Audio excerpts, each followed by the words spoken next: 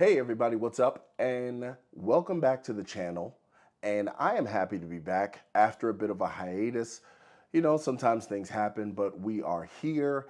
And look, I'm not really big with just following crowds. So I've actually talked about a lot of things on this channel, but I do have some opinions that go against the grain.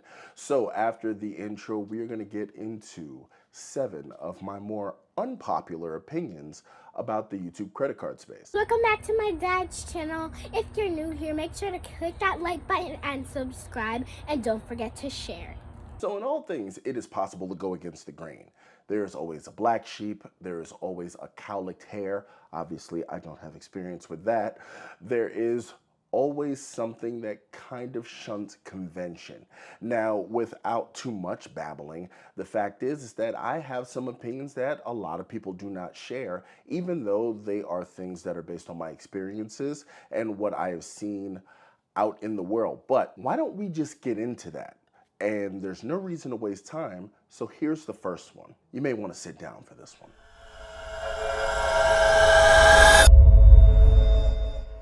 The Chase Sapphire Preferred, the vaunted CSP, one of the most popular credit cards on the market, on YouTube, credit card sphere, whatever, is trash.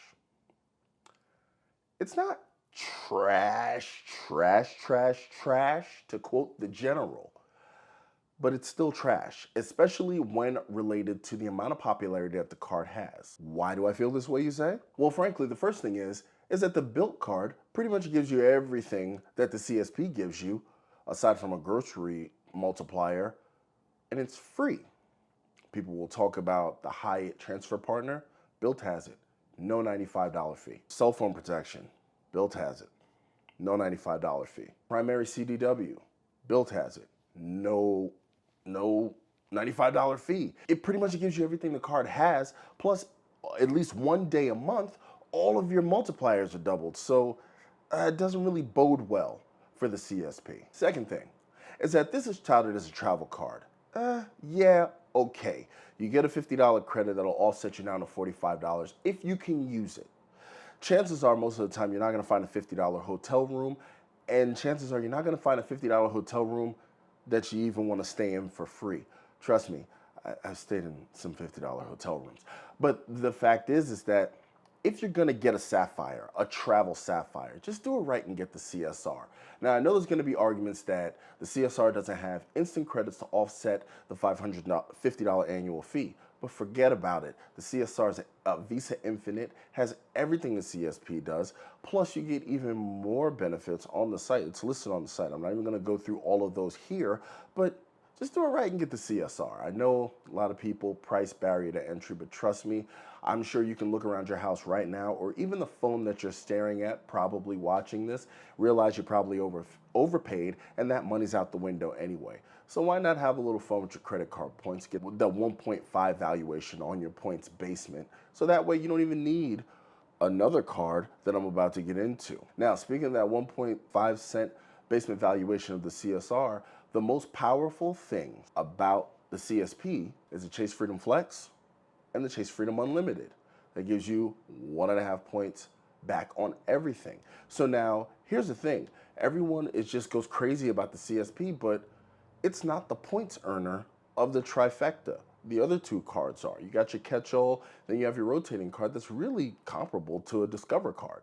To be perfectly honest with you, it gives you more optionality as opposed to just straight cash back. So that's pretty much how I feel about the CSP. Like I said, these opinions may be a bit unpopular.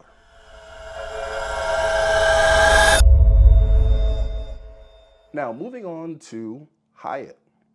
Hyatt hotels and their points redemption values have made them the darling of the credit card YouTube space. A lot of people talk about Hyatt and they have wonderful, wonderful properties. I've stayed at a few. I'm actually going to be staying at one on my trip to Rome.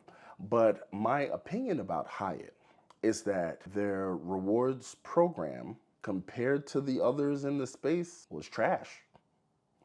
It is what it is. Now, why do I feel this way, you ask? So first things first, really and truly, the only tier that's really worth it is Globalist, their highest tier. Now, that's it. I am an explorist. I status match from NGM, and even still, there are important facets of that that I think kind of should be expressed in explorers. And discoverers is kind of all but useless if you're really looking to really take a bite out of the specialness that having status grants you. Now, the next thing is that while Globalist is the best status to have with Hyatt, it really is best when deployed at their higher end properties like your Park Hyatts, your Alila Aventura, whatever that thing is, and some of your other all-inclusive resorts, really and truly, because to offset the cost of their breakfast, the food, the amenities, Globalist goes a long way. But you got to get to Globalist. And if you don't have a status match program like Built and Run, it actually takes a lot because of their unique footprint. It can be very expensive and kind of complicated in order to get, enough nights, maybe you do bed runs. It's up to you, but like I said, with their unique footprint, it can be a bit cumbersome to achieve what it takes to get Globalist.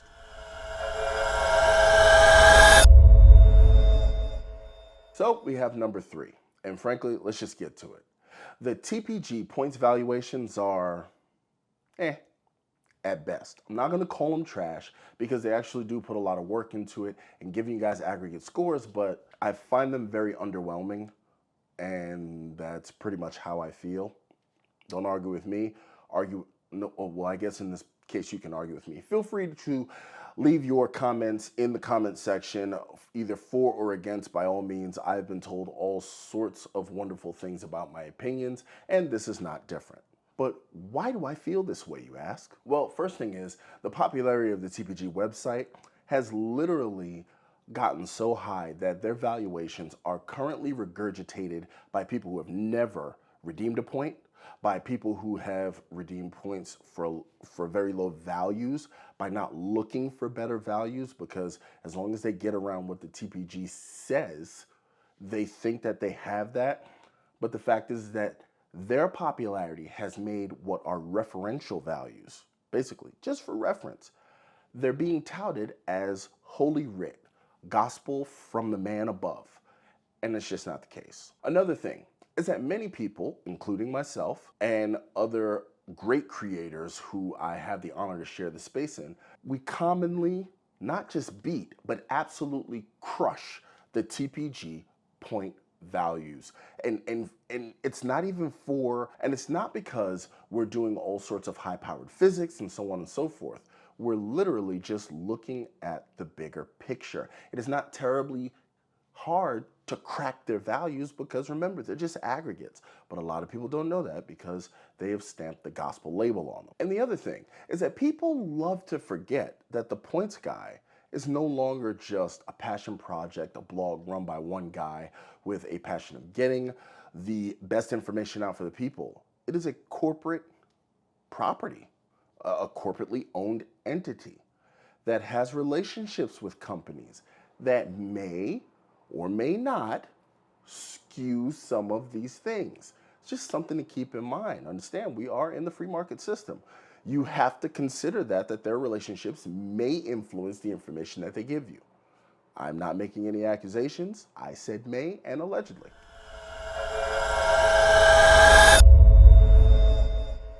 So, this one might bend a nerve or two. But frankly, another unpopular opinion of mine is Amex. I do believe American Express undercharges for their annual fee cards.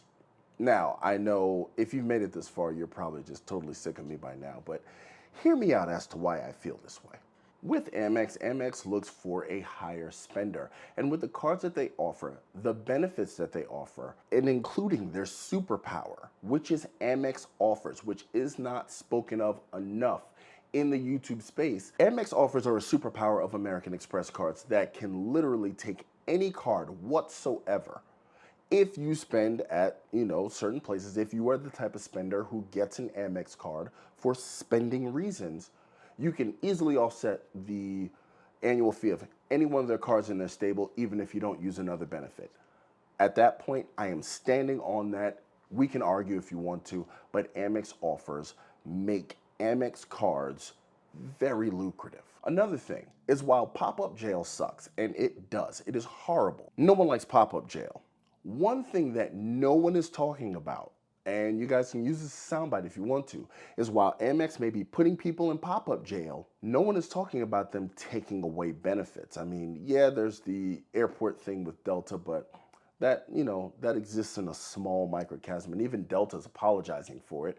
But the fact is that even though you may find pop-up jail has precluded you from sign-up bonuses, the cards themselves have not taken a dip in the benefits that they offer, and that is something to really observe. Another thing is that the green card is one of the most underrated cards in the Amex lineup, and I think really in the credit card sphere, because honestly, it's a pretty potent travel card that can be offset by its credits, even to the point that you end up with a negative effective annual fee. So now with that, that is a great place for people who think they want the platinum to try out to see if, they can hack it in the Amex sphere. It is a great card for $150, and you can totally offset the annual fee, so why not try it? But it's the platinum and the gold that take the spotlight in the Amex world. But, I gotta tell you, that card runs at a negative, and that's before you use any of the Amex offers that I was just literally bragging about.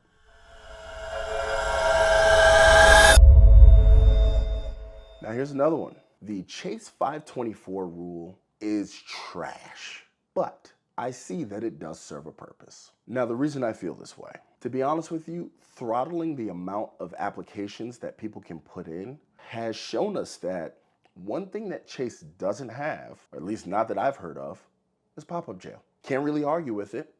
If they decrease the amount of people, then they can keep offering sign-up bonuses. They can keep playing musical chairs with the sign-up bonus for the CSP that everyone seems to love so much.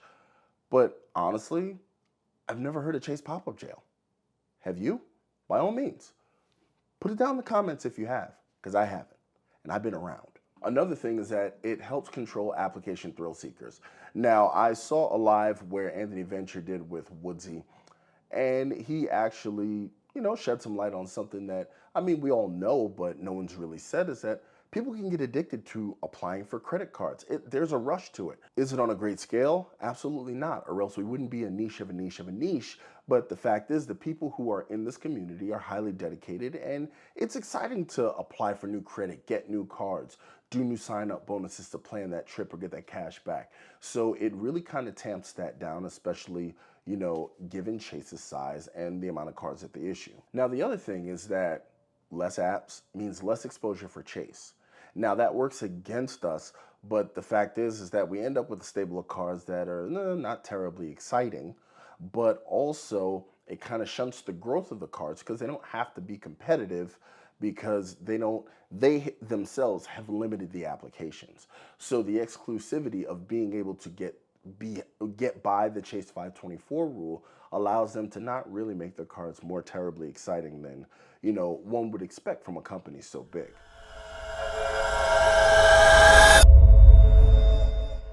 While the green card is the most underrated, I find that the Amex Gold card is the most overrated card of the Amex stable. And why do I think that, you ask? The Uber credits and the dining credits can be cumbersome and extremely inconvenient based on your location and your level of commitment to the card. There is not a regular, just a communal benefit where you can just, run it down. You kind of got to set a clock to it. It's a great points earner, but the credits are, they're annoying. This card wastes a 3x travel multiplier and has no real substantial travel benefits or protections. It makes absolutely no sense. I understand that it has no foreign transaction fees and they want you to be able to use it out of town, but I would really look at somebody sideways who books their trips with their Amex Gold card, because where's your baggage insurance? Where's your trip delay, cancellation? Look, I tell you right now, from personal experience, I'd rather have it and not need it than need it and not have it. And finally, for $155 less per year, you actually have a very comparable card in the Capital One Saver Rewards card. Hey, gotta say it. Even though I'm an Amex fanboy, it just makes sense because you can get the comparable multipliers in grocery and in dining. Plus, you have no fees, just like the gold card when you go out of town. It's not a travel card, it's a food card. Just like the gold card. I mean, at this point now, if you have a choice and you're not doing your research, as the general would say, you're leaving money on the table. And we all know how I feel about leaving money on the table. Give me that.